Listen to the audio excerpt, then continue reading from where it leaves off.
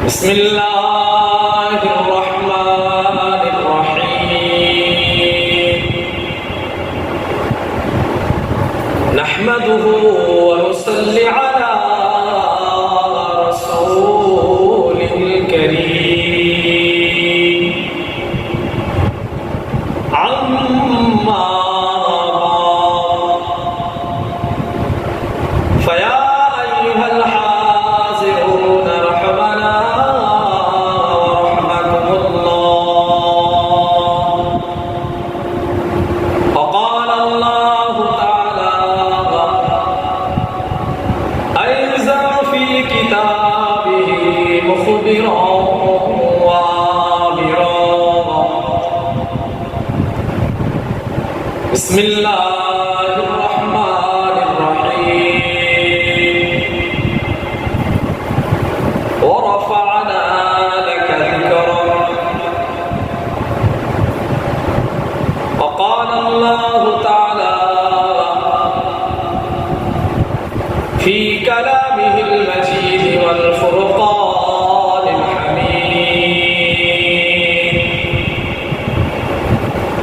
ما كان محمد أبا أحد من رجالكم ولكن رسول الله وخاتم النبيين وكان الله بكل شيء عليما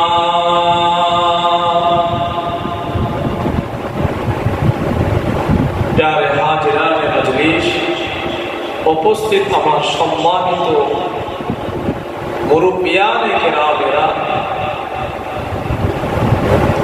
আমার সামনে বসে থাকা কচি কাঁচা বাচ্চা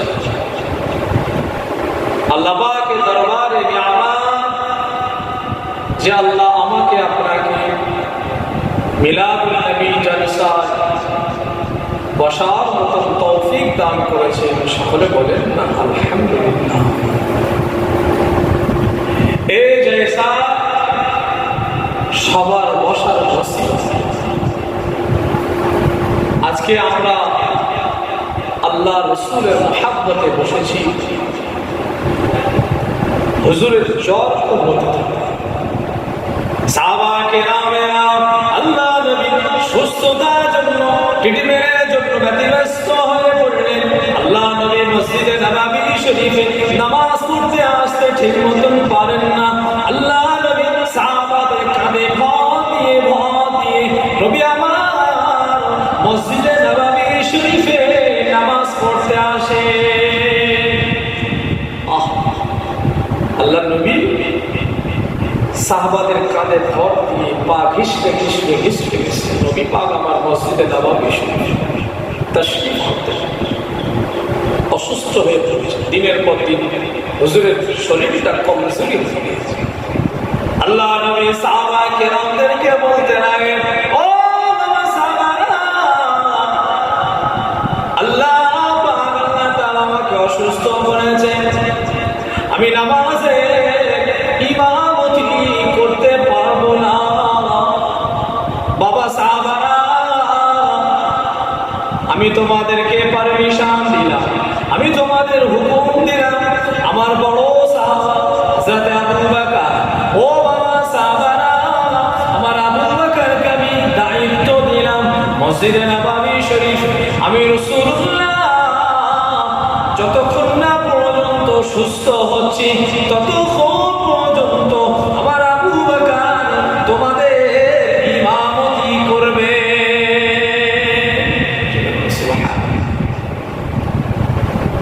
আল্লাহ নবী অসুস্থ অবস্থায় আসতেন হযরত আবু বকর রাদিয়াল্লাহু তাআলা আনহু মসজিদে নববী শরীফে ইমামতি করতে অনেক সময় দাঁড়াতেন রাসূলকে দেখে হুজুর আমার পিছনে সরে আসতেন আল্লাহ নবী বলতেন আবু বকর তুমি ইমামতি জোরে বলেন না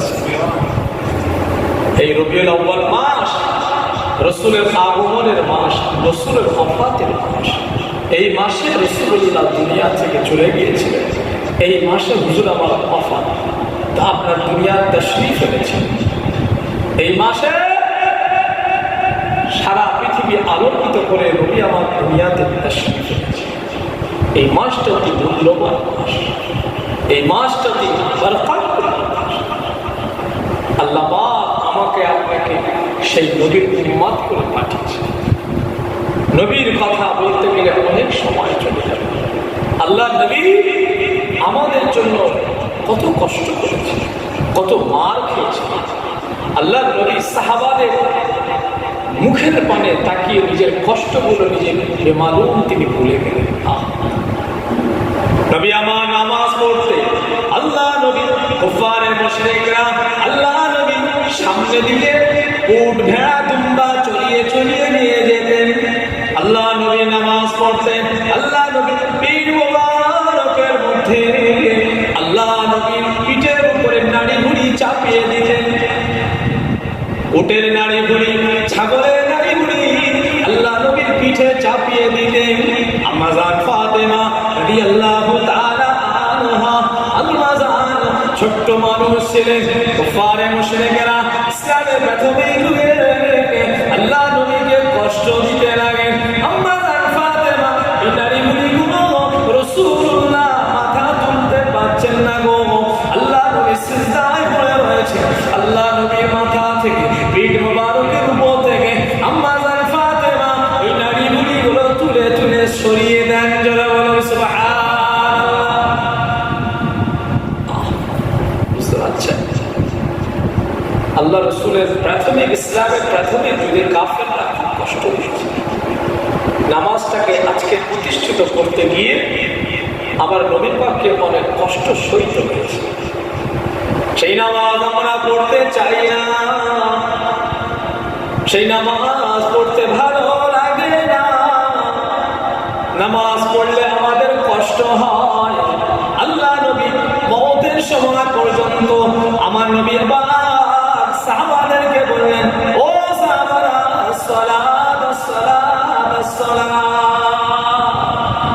ও সাহাবারা নামাজ নামাজ নামাজ নামাজ পড়ো বাবা, নামাজ ছেড়ো না। আল্লাহ নবী সাহাবারা যখন নামাজ পড়তেন আল্লাহ নবী ওই সাহাবাদিগকে দেখে মুচকি মুচকি হাসি দিতেন। জোরে বলুন সুবহানাল্লাহ।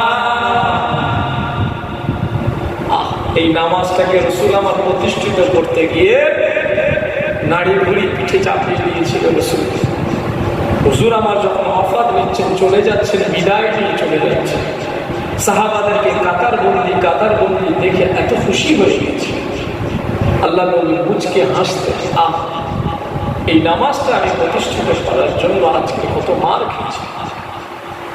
সেই নামাজ মুসলমানের ছেলেরা আজকে পড়তে চায় না, সেই নামাজ আজকে মুসলমানের ছেলেরা আজকে পড়তে চায় না। নামাজ পড়তে ভালো লাগে না, নামাজ কথা বললে মুসলমানের ছেলেরা পালিয়ে যায়।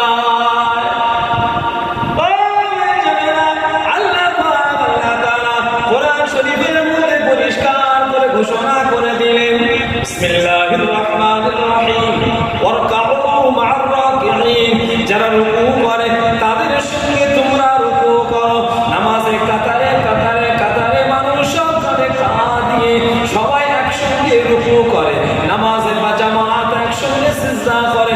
আমার আল্লাহ বলে, ও আমার বান্দা, ও আমার বান্দি, যারা রুকু করে অর্থাৎ যারা জামাতে নামাজ আদা করে তাদের সঙ্গে তোমরাও নামাজটা পড়ো।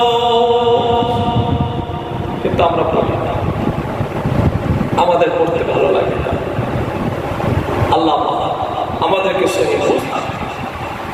আল্লাহ নবী এক তারিখে মসজিদে নববী শরীফে নামাজ পড়াচ্ছেন, মাগরিবের নামাজ পড়াচ্ছেন। আল্লাহ নবী মসজিদে নববী শরীফে আল্লাহ নবী নামাজ ইমামতি করলেন। সাহাবা হুজুররা হুজুরের পিছনে মুক্তাদি হলেন, ইক্তেদা করলেন। আল্লাহ নবী ইমাম, সাহাবা কিরামরা মুক্তাদি।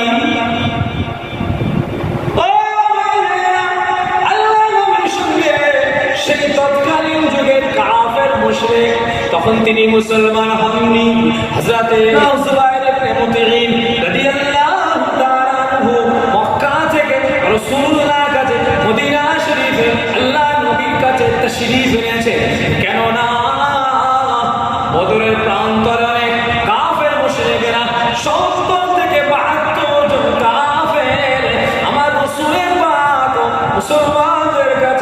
রাসূলের কাছে বন্দী হয়ে রয়েছে, তাদের ছাড়ানোর জন্য যুবাইর ইবনে মুতিম মক্কা থেকে মদিনা শরীফে এসেছেন। মক্কাতে মদিনা শরীফে যখন পৌঁছালেন, শেষ আসর হয়ে গেলেন, সাহাবা কিরামেরা মাগরিবের নামাজ পড়ার জন্য ব্যতিব্যস্ত হয়ে পড়লেন। আল্লাহ নবীর সঙ্গে কথা বলা যাবে না, আল্লাহ নবীর সঙ্গে কথা বলা যাবে না, এই মনে করে যুবাইর ইবনে মুতিম আল্লাহ নবীর মসজিদে নববী শরীফে বাইরে বারান্দায় পায়চারি করছে। মুহাম্মদ সাহেব নামাজটা কমপ্লিট করে আসুন, মুহাম্মদ সাহেবের সঙ্গে আমি কথা বলবো। আল্লাহ নবী মসজিদে নববী শরীফে ইমামতি শুরু করলেন, সূরা ফাতিহা শুরু করলেন।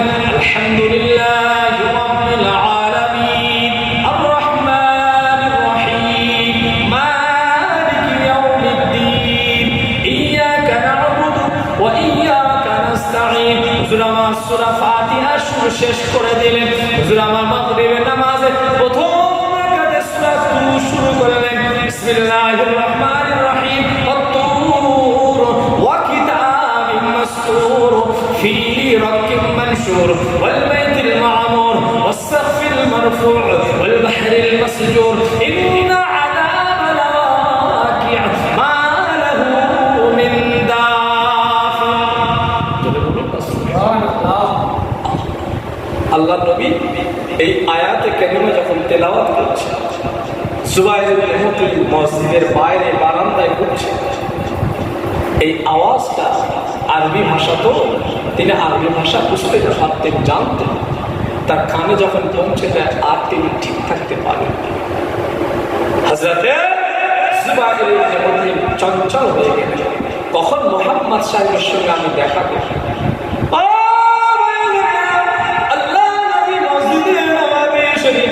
মাগরিবের নামাজটা কমপ্লিট করলেন। আল্লাহ নবী মসজিদে নববী শরীফ থেকে বাইরে বেরিয়ে আসলেন। যুবাইর ইবনে মুতিম আল্লাহ নবীর কাছে হাতে হাত দিয়ে আসসালামু আলাইকা ইয়া রাসূলুল্লাহ, আসসালামু আলাইকা ইয়া হাবিবাল্লাহ। হুজুর বেয়াদবি মাফ করুন, আমি মক্কা থেকে এসেছি, আমি মুতিম ইবনে আলী সাহেব জাদা, আমার নাম যুবাইর ইবনে মুতিম। আল্লাহ নবী বললেন, ও কিসের জন্য আমি রাসূলুল্লাহর কাছে এসেছো?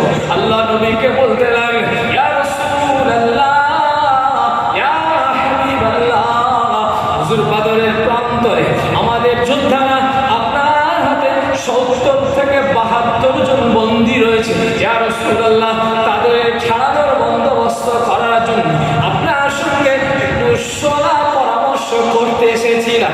ইয়া রাসূলুল্লাহ,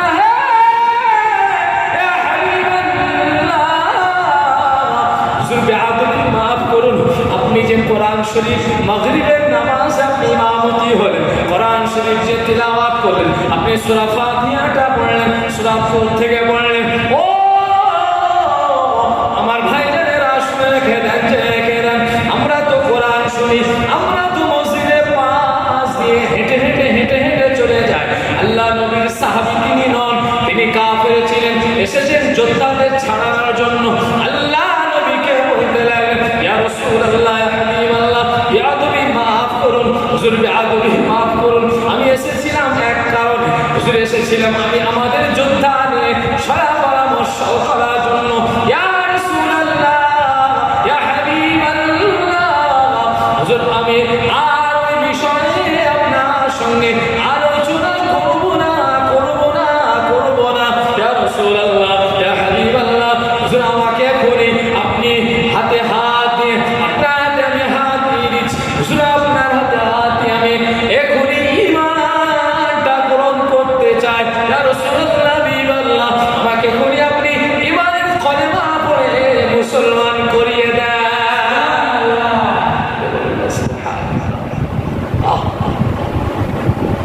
এসেছিলেন কিসের জন্য? বদরের প্রান্তরে বদরের যোদ্ধাদের ছাড়ানোর জন্য এসেছিলেন। যুবাইর ইবনে মুতিম মক্কা থেকে মদিনা আমার রাসূলের কাছে, কিন্তু কোরআনের আওয়াজ, কোরআনের ধ্বনি, কোরআন কারীম তেলাওয়াতটা মাগরিবের নামাজে রাসূল পড়লেন, তেলাওয়াত করলেন, নামাজ পড়ালেন। যুবাইর ইবনে মুতিম তিনি কাফের, তিনি আওয়াজটা শুনতে পেলেন, কোরআন তিনি শুনলেন, শুনে আর নিজেকে ঠিক রাখতে পারলেন না। আমার রাসূল পাকের হাতে হাত দিয়ে ঈমানের কলেমা পড়ে মুসলমান হয়ে গেছেন। আমাদের ছেলেরাও মসজিদের পাশ দিয়ে হেঁটে হেঁটে চলে যায়, আমাদের ছেলেরাও মোবাইলটা ঘাঁটতে ঘাঁটতে মসজিদের পাশ দিয়ে হেঁটে হেঁটে চলে যায়। মসজিদে ইমাম সাহেব ইমামতি করেন, কোরআন শরীফ তিলাওয়াত করেন, একবারও মনে হয় না একটু আল্লাহর দিকে নতওয়াজ্জা হয়ে, আল্লাহর দিকে মতওয়াজ্জা হয়ে যায়, আল্লাহর দিকে একটু ঝুঁকে যায়। আমাদের ছেলেরা আজকে কোথায় চলে গেল? আজকে মোবাইলে ব্যস্ত, আজকে ফ্রি ফায়ারে ব্যস্ত, আজকে বিভিন্ন নভেল নাটকে ব্যস্ত। আল্লাহর কোরআন যদি তারা বুঝতো, আজকে এই দুর্দশা হতো না। হতো নাকি? কারণ কোরআন আরবি ভাষা, আমরা বাঙালি মানুষ, আমরা বুঝি না, যার জন্য আমরা কোরআন পড়ে ইমাম সাহেবরা মসজিদে নামাজ পড়া আমরা সবাই শুনি, মানে মাত্র বুঝি না, যার জন্য আমাদের দিলে একটা তাসির পড়ে। যারা মানে মাত্র বোঝে, কোরআন শরীফের অনুবাদ বোঝে, তারা নামাজ পড়লে, নামাজ পড়ালে আযাবের গজবের ভয়েতে তাদের চোখ থেকে পানি গড়িয়ে গড়িয়ে পড়ে যায়। আমাদের ভয়ে দিল কাঁপে না, দিল পাষাণ হয়ে গেছে। আল্লাহ আমাদের সকলকে সহি বুঝ দান।